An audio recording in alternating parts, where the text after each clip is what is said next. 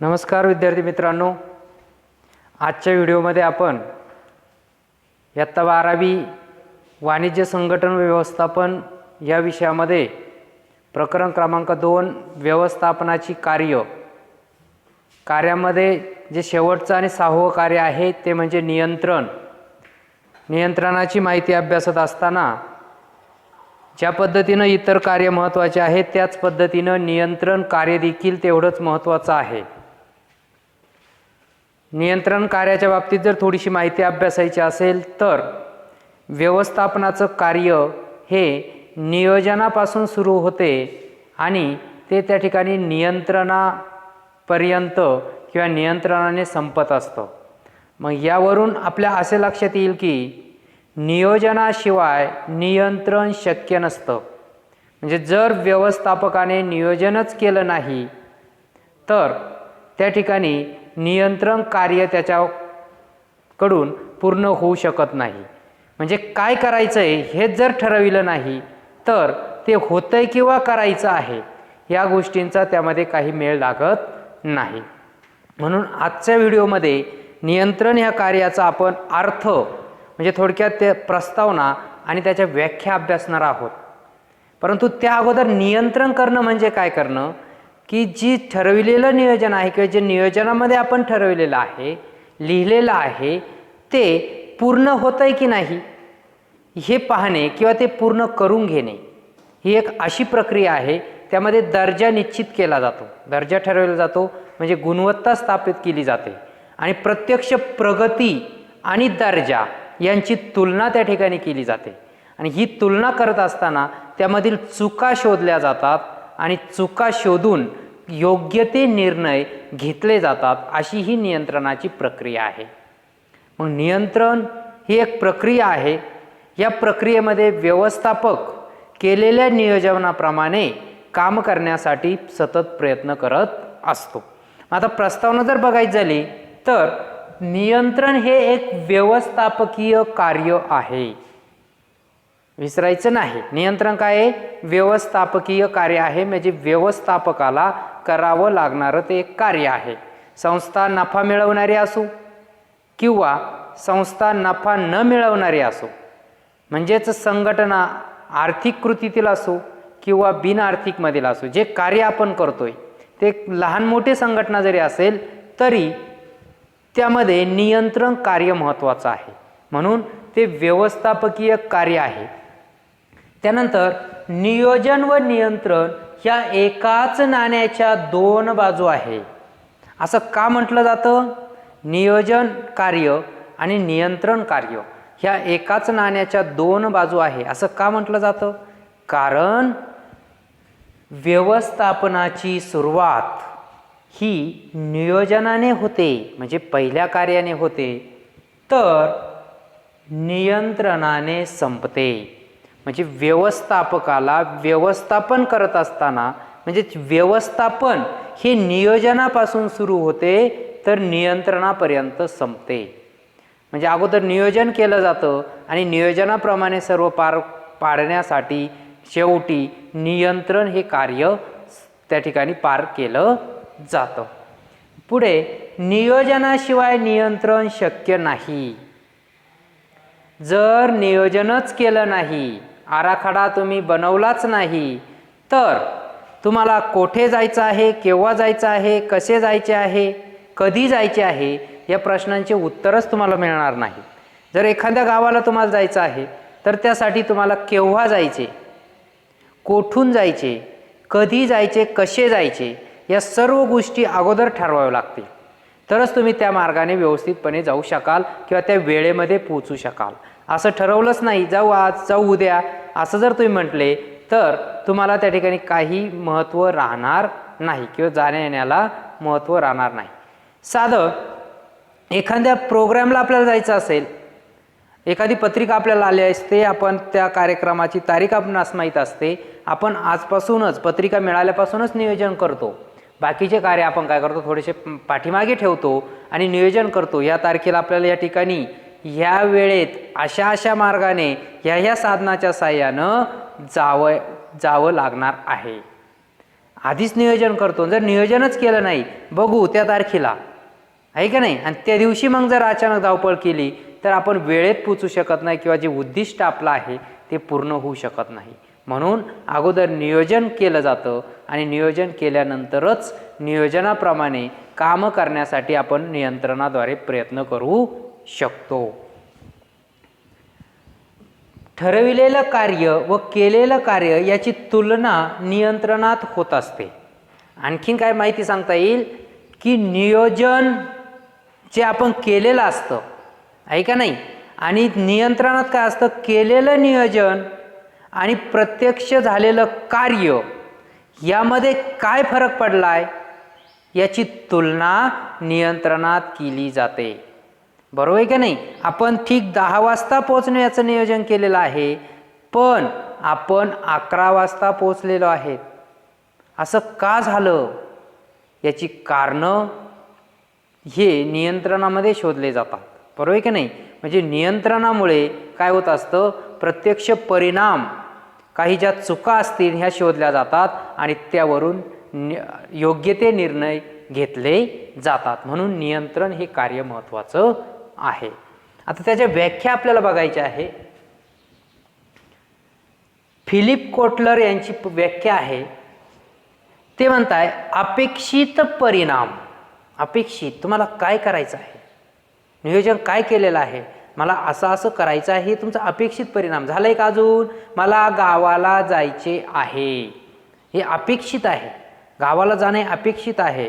मी गावाला पोचलेलो आहे, हे काय आहे, प्रत्यक्ष परिणाम. अपेक्षित परिणाम आणि प्रत्यक्ष परिणाम. मला ह्या गावाला जायचे आहे, हे अपेक्षित परिणाम आहे, तुम्ही अपेक्षा ठेवलेली आहे. बरोबर आहे की नाही. आणि प्रत्यक्ष परिणाम, मी गावाला गेलेलो आहे. मला इयत्ता 12वीला 80% मार्क्स मिळवायचे आहे. नियोजन आहे का नाही. अपेक्षित परिणाम, अपेक्षा काय तुम्हाला, मला 80 ते 90% मार्क्स मिळवायचे आहे. बरोबर आहे की नाही. ही तुमची अपेक्षा झाली. पण प्रत्यक्ष परिणाम, तुम्ही मार्क्स किती ठरवले, अपेक्षित परिणाम तुमचा 80%चा आहे. अपेक्षित परिणाम 80% मिळवायचे आहे. प्रत्यक्ष परिणाम तुम्हाला काय मिळालेले आहे, 75% मार्क्स मिळालेले आहे. मग अपेक्षित आणि प्रत्यक्ष, अपेक्षित परिणाम आणि प्रत्यक्ष परिणाम याची तुलना करण्यासाठी केलेल्या प्रयत्नांच्या पूर्ण प्रक्रियेला, याची तुलना करण्याच्या जे प्रयत्न आहे, तुलना करण्याच्या साठी केलेले जे प्रयत्न आहे, या प्रयत्नांच्या पूर्ण प्रक्रियेला नियंत्रण म्हणतात. आलंय की नाही लक्षात. तुम्हाला 80% मार्क्स मिळवायचे होते, प्रत्यक्ष किती मिळाले, 75च आहे का नाही. पण हे 75% मार्क्स मिळवण्यापर्यंत तुम्ही इथं 12वीचं वर्ष चालू झालं, बरोबर आहे का नाही. इथं तुम्ही काय केलं, अपेक्षित परिणाम तुम्हाला काय 80% मार्क्स, हे तुमचं काय अपेक्षा आहे. मग तुम्ही प्रयत्न केला, अभ्यास चालू केला, ट्युशन लावले, बरोबर आहे की नाही. सर्व गोष्टी या ठिकाणी ऑनलाईन लेक्चर ॲडजस्ट केले, हे अनेक प्रकारचे प्रयत्न तुम्हाला त्या ठिकाणी करावे लागले. वह्या घेणं, पुस्तकं घेणं, सर्व कार्य तुम्हाला त्या ठिकाणी करावे लागले. मग तो शेवटी परीक्षा द्यावा लागली. परीक्षा दिल्यानंतर निकालाचं वेट करावं लागलं आणि मग शेवटी तुम्हाला 75% मार्क्स मिळाले. म्हणजेच अपेक्षित परिणाम 80%, अपेक्षित परिणाम आणि प्रत्यक्ष परिणाम ह्यासाठी तुम्ही जे प्रयत्न करतात यामधले, ह्या प्रयत्नांना काय म्हणतात, नियंत्रण. या प्रयत्नांच्या प्रक्रियेला नियंत्रण म्हणतात. मग आता ही प्रक्रिया नेमकी कशी आहे ते आपण शेवटी जाणून घेणार आहोत. फक्त सुरुवात काय, अपेक्षित परिणाम, नियोजन. अपेक्षित परिणाम म्हणजेच नियोजन. कारण तुम्हाला नियोजन तुम्ही करता म्हणजे मला काय करायचं आहे हे आधीच ठरवतात, कुठे जायचं आहे हे आधीच ठरवतात, हे अपेक्षित परिणाम. पण तिथपर्यंत जाण्यासाठी तुम्हाला वेगवेगळे मार्ग अवलंबावे लागतात, वेगवेगळे कार्य करावे लागतात. मग हे वेगवेगळे जे प्रयत्न तुम्ही करतात, हे प्रयत्नांच्याच प्रक्रियेला नियंत्रण असे म्हणतात. असं कोण म्हणतंय, फिलिप कोटलर. दुसरी व्याख्या आहे डेल हेनिंग. डेल हेनिंग काय म्हणतात, नियंत्रण ही अशी प्रक्रिया आहे. काय आहे? प्रक्रिया. कशी? ज्यात नियोजनबद्ध कृतीतून कार्यपूर्ती करण्याचा प्रयत्न केला जातो, तेच आहे. त्याच उदाहरणार्थ आपण ही व्याख्या बसू शकतो. नियंत्रण अशी प्रक्रिया आहे. कशी प्रक्रिया आहे? ज्यात नियोजनबद्ध म्हणजे अपेक्षित परिणाम. नियोजनबद्ध म्हणजे अपेक्षित परिणाम. काय? 80% मार्क्स आहे का नाही? कृतीतून कार्यपूर्ती करण्याचा प्रयत्न केला जातो. म्हणजे अपेक्षा तुम्ही जी धरलेली आहे, नियोजन जे तुम्ही केलेलं आहे, ते नियोजनाप्रमाणे किंवा नियोजनबद्ध काम करण्यासाठी तुम्हाला काय करावं लागतं? जे प्रयत्न करावे लागतात त्यालाच नियंत्रण असे म्हणतात. आलं लक्षात? म्हणजे नियोजनबद्ध कृतीतून कार्यपूर्ती करण्याचा प्रयत्न ज्या प्रक्रियेत केला जातो त्या प्रक्रियेला नियंत्रण असे म्हणतात. मग इथं प्रक्रिया म्हटलेलं आहे. ही जी प्रक्रिया आहे, नेमक्या प्रक्रियेमध्ये काय चालतं याची माहिती आपण घेऊ.